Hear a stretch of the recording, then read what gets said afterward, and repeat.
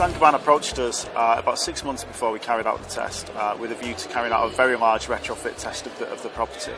And in essence, we worked with Leeds Metropolitan University and Saint-Gobain Research in Paris to create a unique set of tests across the chamber property, so an under-controlled environment. The Energy House was created to test things like insulation, boiler controls, boilers, any interventions for the retrofit market.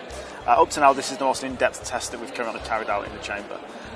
We believe currently as well it's the most in-depth project that's been carried out in industry, both in the UK and probably Europe-wide as well, because just the sheer depth of the monitoring equipment that we used, the analysis we carried out post-testing, and the number of different interventions that we carried out side by side as well. In essence, the building lived up to the supposed savings, which are around 63%.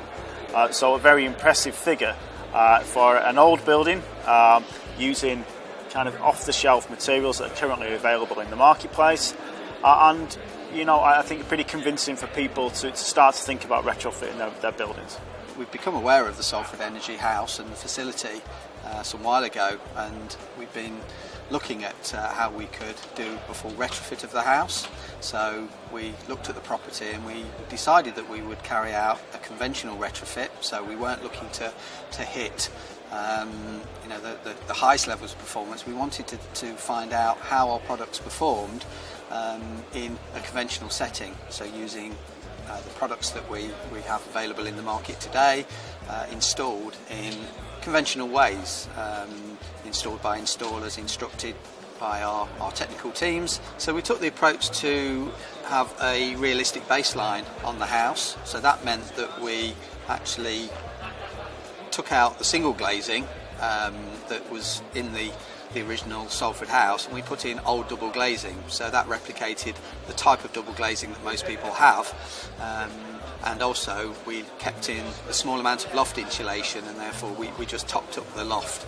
So the approach was that we'd set a realistic baseline which was in keeping with most properties before they're retrofitted.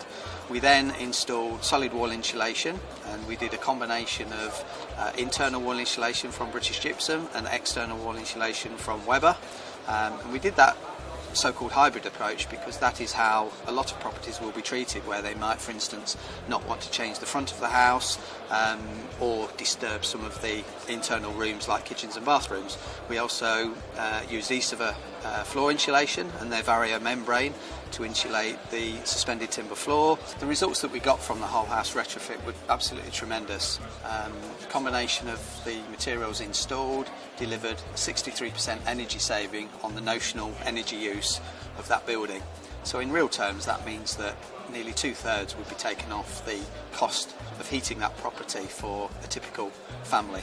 In addition to that, the insulation of the floor and the use of the Vario membrane delivered the biggest proportion of the air leakage, which was reduced by 50%. Again, a tremendous improvement on the property. We're really pleased with the results of the Salford Energy House retrofit. It demonstrates that our products do as we say they'll do. They perform as we say they'll perform, and with the support of our technical academies, we can train installers to deliver them correctly, to install them correctly to deliver those results.